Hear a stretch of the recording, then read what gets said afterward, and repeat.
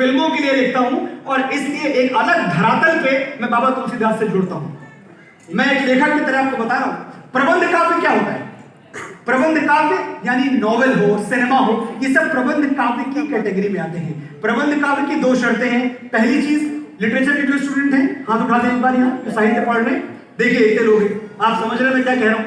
तो प्रबंध काव्य की शर्त यह है कि उसकी एक स्टार्टिंग होती है, एक मिडिल होता है, एक एंड होता है, ये शर्त है उसकी। और उसके संवाद चरित्रों पे आधारित होते हैं, यानी जो नायक है, जो हीरो है, वो अच्छी बातें कहेगा, जो खलनायक है, विलन है, वो खराब बातें कहेगा। यही तरीका है प्रबंध काव्य लिखने का।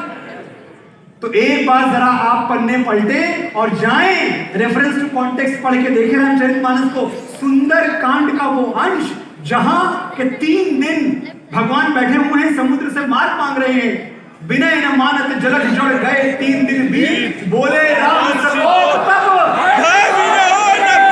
हर बिन होए न प्रीत। उस वक्त, उस प्रसंग में समुद्र खलनायक है, समुद्र अहंकारी है, वो भगवान को मार्ग नहीं दे रहा, समुद्र जड़ बुद्धि है।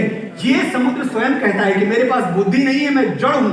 तो ये जो लाइन कही गई है, ये भगवान श्री राम ने नहीं कही है, ये समुद्र ने कहा है। ये खलनायक की लाइन है, ये एक अहंकारी की लाइन है, इसको इतना सीरियसली लेने की क्या जरूरत है।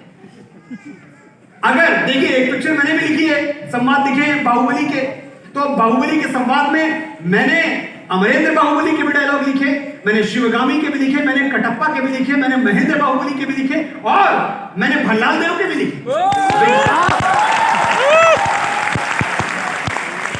विंचल देव के भी लिखे। तो उनके जितने षड्यंत्र हैं, उनकी जितनी अनैतिकताएं हैं, ये तो कमाल की बात है यार कि आप बोलो ये मनोज मुंतशिर बड़ा भ्रष्ट है, इसने कैसी कैसी बातें लिख दी है। भैया मेरा कैरेक्टर है वो, उस कैरेक्टर के लिए मुझे वही लिखना पड़ेगा।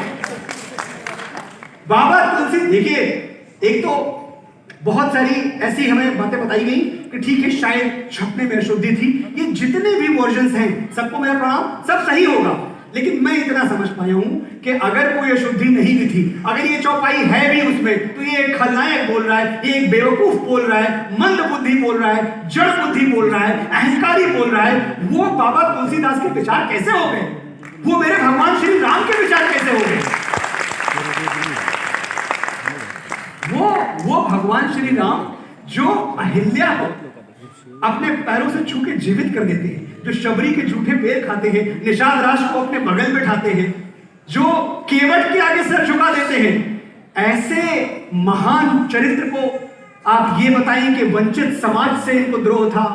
आप ये बताएं कि अच्छा, ये आप अगर बाबा तुलसीदास के पॉइंट ऑफ व्यू से भी देखें तो बाबा तुलसीदास ने ही तो रामचरितमानस में इन सबको सहनायक की भूमिका दी है।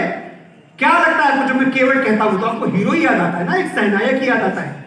जब मैं कहता हूं आपसे, जब मैं अहिल्या का नाम लेता हूं तो आपको एक पवित्र स्त्री ही याद आती है।